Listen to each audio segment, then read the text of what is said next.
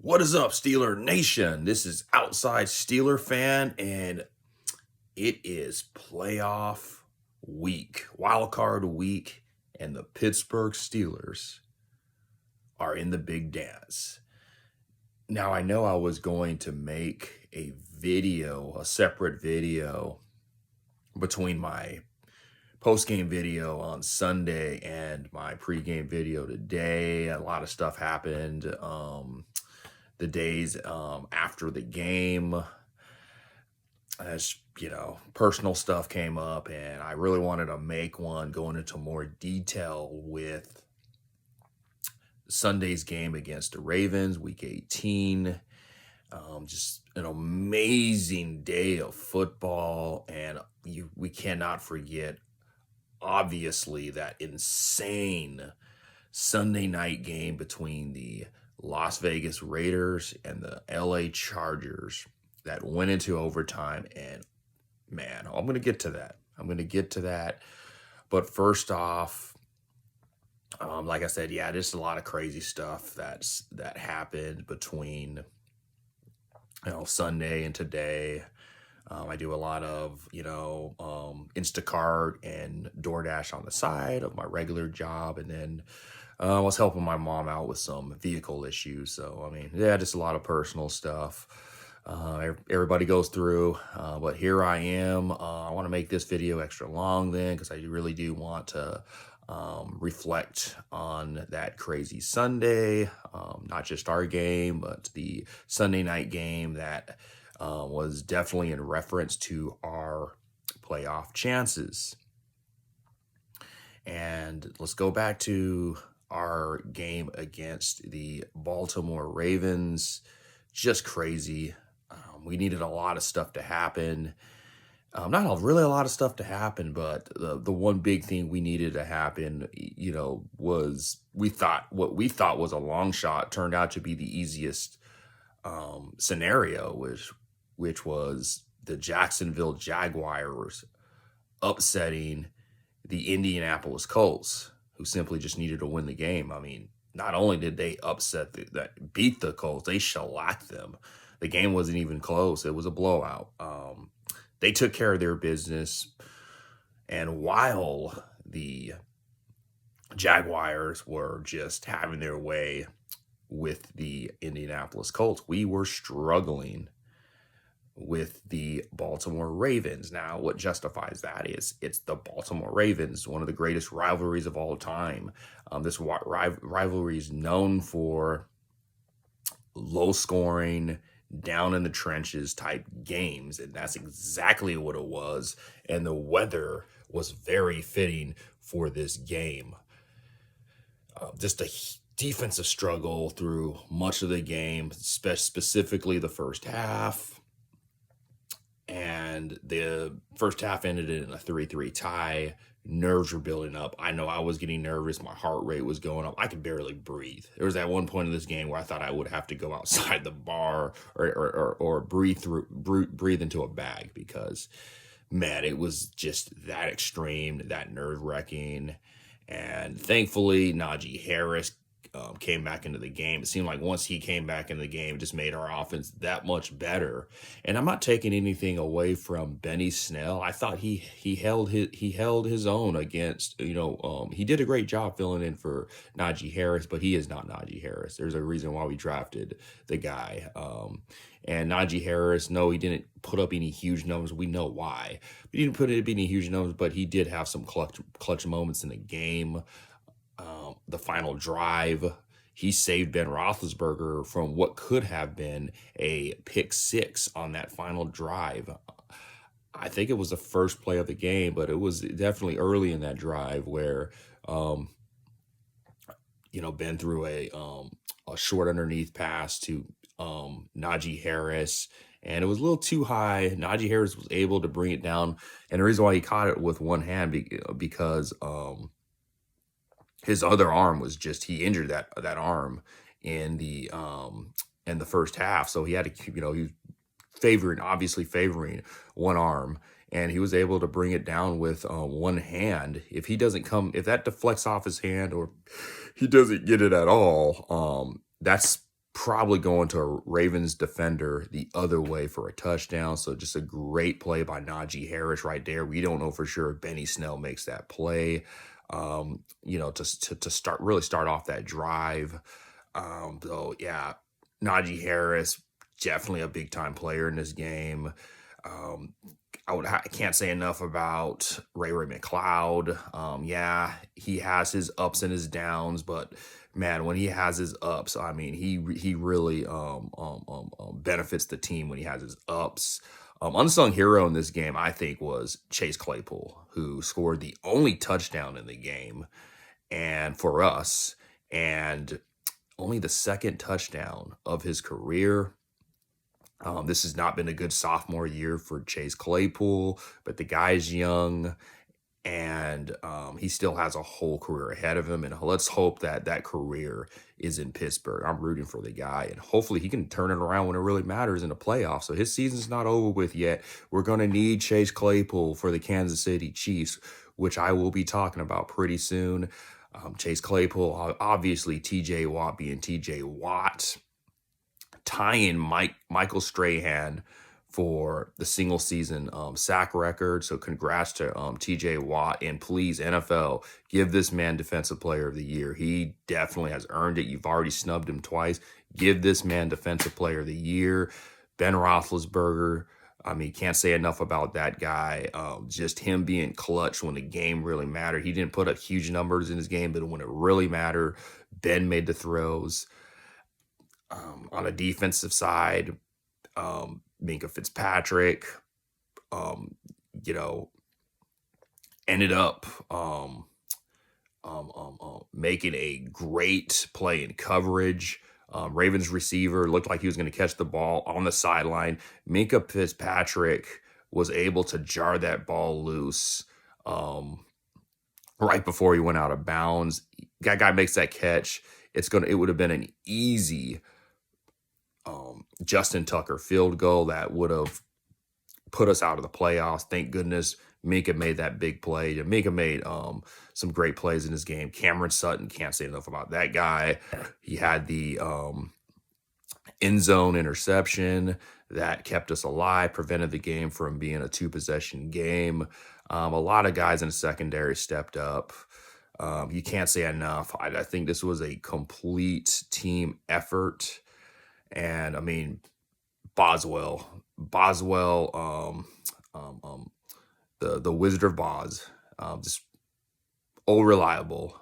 Chris Boswell, game-winning field goal.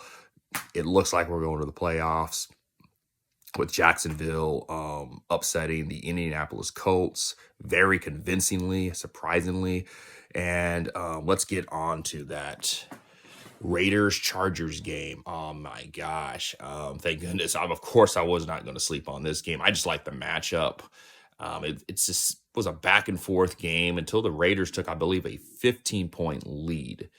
Everything looked good in Steeler country, man. We were pretty certain. I mean, I was pretty certain we were going to the game. We were going to the playoffs. Like, come on, there's no way this game ends a tie. This is a huge AFC West rivalry. One of these teams definitely wants to knock out the other and move on because, back of your mind, you're thinking, I don't really think any of these teams were thinking of a tie scenario until probably got into overtime.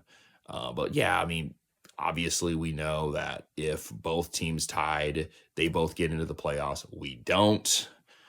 So of course we had the easiest scenario, and that ended up being the hardest scenario. But anyways, yeah, the Raiders had a commanding lead, and then Justin Herbert just turned it on. I don't know how many he had a record he had a record when it came to fourth down conversions, and just when you thought the Raiders were going to put it away, he just makes a huge conversion on fourth down to move the chains. And I mean, like a movie at the end, he was able to find the receiver right when time expired to send the game to overtime. This is when my nerves started building up. And we go into overtime. It's like, come on. All somebody has to do is just score a touchdown. the Raiders had a promising drive to start it off. Ended up getting in the red zone. Daniel Carlson field goal. Okay, 3-0, but that's not going to end the game. This is when you really miss the old overtime rules where it's sudden death. Even a field goal, pretty much whoever gets the ball first, all they have to do is get the ball in field goal range, get a good snap, kick a field goal, game's over. Nope. Raiders get the first points. They draw blood first, but San Diego, LA still had a chance. They were able to march the ball down the field. And it's like, come on. Now you're rooting for, they get the ball in the red zone. Now you're rooting for the Los Angeles Chargers, or they get it on the Raiders side of the field. Now you're rooting for the Los Angeles Chargers. No. Nobody wanted to win this game. It's almost like they were purposely playing for a tie just to eliminate us. They ended up kicking a game tying field goal. Let's just fast forward. Raiders have the ball last, and now things are looking really gloomy for us. It's like they're actually going to play for a tie. The Raiders started playing on that final drive with like no urgency. Running plays, a bunch of running plays after running plays after running play, no urgency. And for some insane reason, the Chargers coach decides to call a timeout.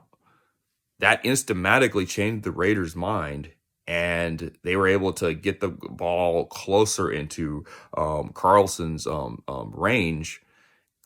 And then Daniel Carlson ends up being the savior for the Pittsburgh Steelers, easily connects on the field goal and eliminates the Los Angeles Chargers. I'm insanely relieved. My blood pressure is high. My blood pressure is probably still coming down as I speak right now. But he's the savior for the Pittsburgh Steelers. It's funny because I want to donate to the guy. There's been a lot of Steelers fans that, and rightfully so, who have thanked Daniel Carlson by donating to his many charities, and rightfully so. Thank you, Daniel Carlson, for saving our season. Just when we thought that the unthinkable was going to happen, but thank you very much. Now to move on to this matchup against the Kansas City Chiefs. Injury-wise, I don't think there's anything serious. We should be healthy, pretty healthy, a lot healthier coming into this game than we were in the previous meeting, the day after Christmas. But yeah, we are huge underdogs in this game. I think 13-point underdogs. Maybe that has changed. I highly doubt it. 13-point underdogs. And we know what happened in the last meeting against these guys, but that was the last meeting. This is the playoffs. And I'm just hoping that we play loose. We're not even supposed to be here. If you watched Ben Roethlisberger's press conference yesterday, I think he was using reverse psychology because he was pretty much saying the same thing I'm saying, how we have no chance. We might as well just go out there and have fun. And yeah, let's go out there and have fun. I mean, of course, you come in there with a strategy. Of course, you come in there with a game plan. But I think we need to be loose. I think Matt Canada just needs to allow Ben to be Ben in this game, to be honest with you. I don't know, have an open playbook, let Ben be Ben. And we really need to get I can't stress this out enough. This is the game. This is the O-line's game to win. And they need to show up so we can establish a running game early and often in this one. If we are going to win this game, it's going to come down to the O-line, because if the O-line can do their job, Najee Harris can do his job. And we're really going to need to rely on Najee Harris to be the guy in this game. And I just think Ben just needs to be a game manager, which I think he's done a great job doing that all season long. He's made very few mistakes, and I know I'm knocking on wood, but Ben Roethlisberger has made very few mistakes. Not a crazy season with numbers, but hey, we're in the playoffs. You can throw all the stats, regular season stats out the window. I just think Najee needs to be Najee and Ben needs to be Ben. And that's going to come down to the offensive line, who did not perform, who were god awful in the previous meeting against the Kansas City Chiefs. And this is also an offensive line that has shown signs of that have shown potential, signs of improvement. Well, we're going to need them to play the best game of their lives. They're going to have to play the game of their lives. It's all going to come down to them for all the other players to be effective in this game. And that's what needs to happen on the offensive side of the ball. We need to play loose, and we need to play to win the game. We need to be clutch in this game. Just that simple. Need to be clutch in this game. You can't leave anything on the field. On the defensive side of the ball, well, you're not going to shut down a guy like Patrick Mahomes, but you cannot allow Patrick Mahomes to have too much time in the pocket, and you cannot make mistakes. You can't turn the ball over. Going back to the outside, which we did. We had way too many self-inflicted wounds, too many turnovers, gave Patrick Mahomes and that dangerous Chiefs offense way too many opportunities, and they cashed in on those opportunities. So definitely we have to be turnover free in this game, and we have to convert on third down situations or fourth and short situations. We have to convert. We have to win the time of possession battle on the offensive side, which I think it's going to be the side that really needs to win this game. On the defensive side, we have to bring the necessary pressure. TJ Watt, obviously, has to be effective in this game. Even though I know TJ is going to be TJ, Cam Hayward is going to be Cam Hayward, but we need other guys to step up. I think the guy to look out for, because I believe Patrick Mahomes is going to really be aware of Minkah Fitzpatrick and probably Witherspoon in this game. So I really do think that Norwood or Sutton are going to be clutch players later and maybe get a big interception later in the game. But anyways, I've been on here too long, and rightfully so. I was going to make another video, but anyways, I am so stoked for this game. We are huge underdogs, and meaning we should not be playing with any kind of pressure. We need to have fun, and hopefully our best football is good enough. But anyway, Steeler Nation, enjoy this weekend of playoff football, and definitely enjoy Sunday's matchup. Anyways, everybody have a good one, and I will talk to you later. Bye-bye.